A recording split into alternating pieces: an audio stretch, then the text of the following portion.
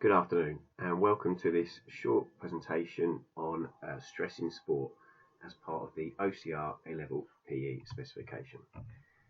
As we always start our lessons, we're just going to start with a little 5 in 5 to get our brains working. So if my students, if you can look at these 5 questions, just pause the video and attempt these 5 questions. Thank you.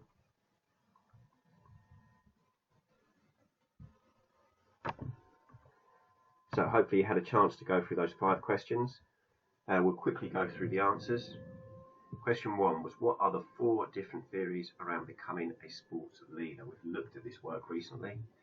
Hopefully you came up with the trait theory, social learning theory, interactionist, and then Cheladura's multi-dimensional model. Easy way to remember it is the trait, social learning, interactionist, all the same as when we were looking at personality earlier in the course. Question 2, the 4 stages of group formation: forming, storming, norming, and performing. Question 3, what does SMART stand for when setting goals? Back to our goal setting work. Specific, measurable, achievable, recorded, and timed. Question 4, what is the Ringelmann effect? And in a nutshell, the Ringelmann effect says that as group sizes increases, productivity decreases, and that was one of the faulty processes when we were looking at Weiner's model of attribution. So the final question asks you to draw Weiner's model of attribution, what we attribute success and failure to, and hopefully you came up with something similar to what's on there. So as you can see, Weiner identified 4 main reasons given for results: ability, effort, task difficulty, and luck. And we looked at what caused those, was it internal or external, that locus of causality, and then whether that was stable or unstable. Was it something that we remained constant, or was it something that was unstable? And you can see where ability, task difficulty, effort, and luck all fill in there. So hopefully that just got your brains going and jogged your memory from some work we've studied previously. As the title page said, today we're going to be looking at some of our stress management. What is stress in sport and how to deal with stress in sport. So you can see our objectives. C-grade students sort of define stress and identify the causes and something called cognitive and somatic management techniques. That might ring a bell, those 2 words, when we think about anxiety. B-grade, explain stress and potential causes and describe cognitive and somatic management techniques. And right at the top, explain the stress and potential causes, evaluate cognitive and somatic management techniques and their practical application. So, first question, what is stress in sport? Particularly we're referring to sport situations. So a general definition for stress is a response of the body to any demands made on it. A more accurate definition is the perceived imbalance between demands of a task and the individual's ability.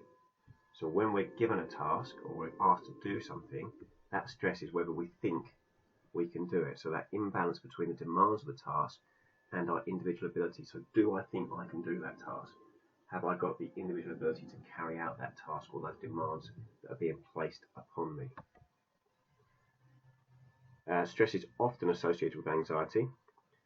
The main difference is stress can be seen as a positive response that can motivate us or even keep us safe. Positive stress, so something that has a positive influence on us or effect on us, is known as eustress. So we're going to refer specifically to physical activity and sport. I want you to think, what causes stress in physical activity and sport? So again, just pause this PowerPoint and just try and jot down or brainstorm all the factors that may cause stress in sport. These are known as stressors. Hopefully you had an opportunity to do that. Here's some that I've come up with. So an experience that is potentially stressful is affected by how we view that experience. So stress is not always inevitable. The things that might cause us stress: environmental demands, for example the crowd or the audience. We had a look at the effect of audience before. Climate, the weather, whether that be extreme cold, extreme hot, that might help to cause stress or lead to stress.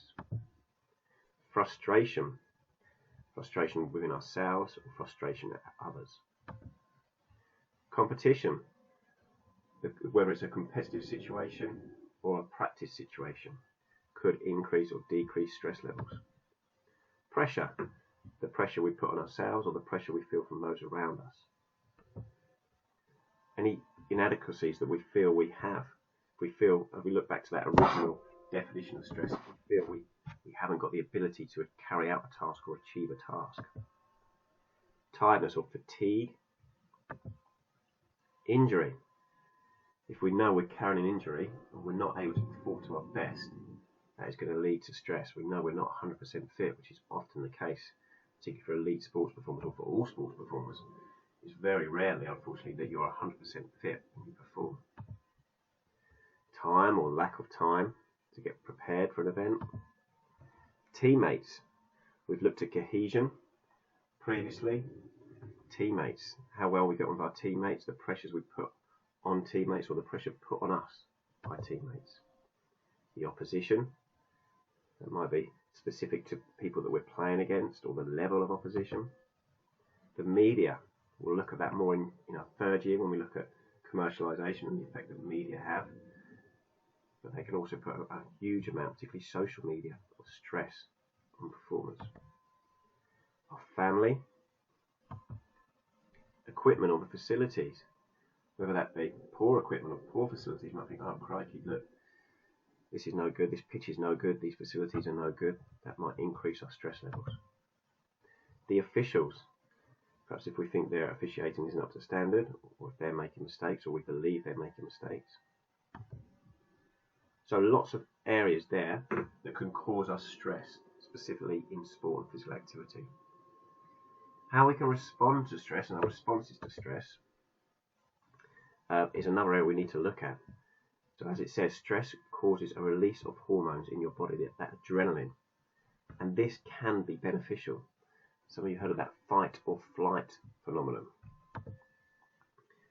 So intense stress or stress over time can have a negative health effect. For example, can lead to high blood pressure, heart attack, stroke. So being stressed all the time, it is not a positive thing on our body. Intense stress or long periods of stress can have negative effects. However, a little bit of stress when we're performing may, for some people, have a positive effect.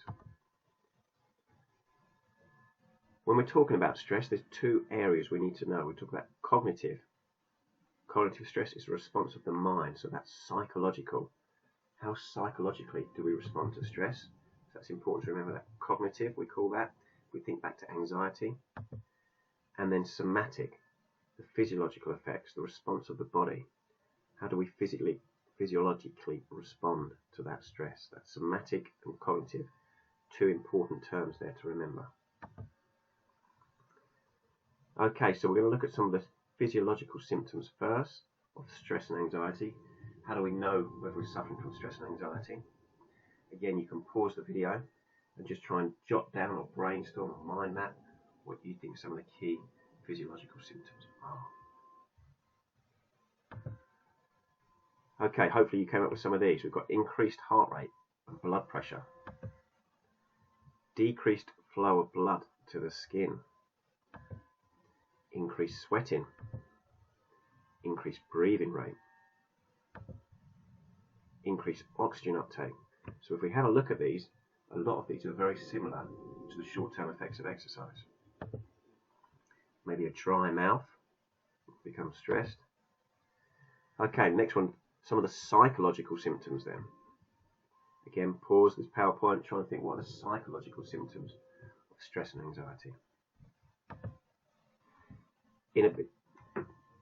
Inability to make decisions, an inability to concentrate, perhaps worry, increased worry, narrowing of our attention, attention appropriately directed. So think about how our attention changes when we're stressed, something psychological. Do we narrow it or does it become broader? That feeling of being overwhelmed, perhaps a feeling of being out of control. And finally, some of the behavioural symptoms, so how we might react. And these include raised voice pitch,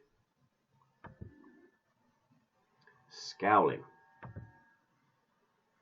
perhaps trembling, getting the shakes. I spoke about that before. You might get the shakes if you're very nervous about something, very stressed.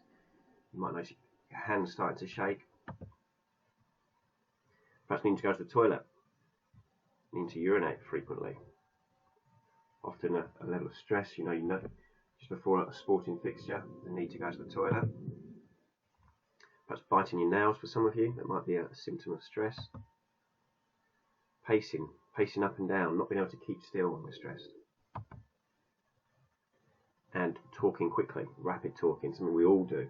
Try not to, but when we're doing a presentation, if we're doing an assembly, we notice we might start to talk a bit quickly. Slow down.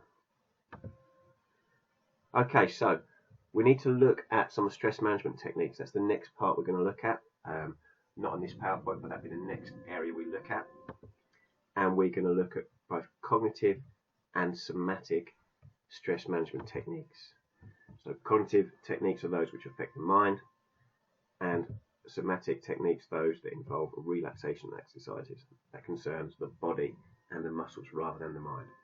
So if you'd like to get ahead, if you want to start researching some of these cognitive and somatic techniques in preparation for our next lesson, that would be great. Thanks very much.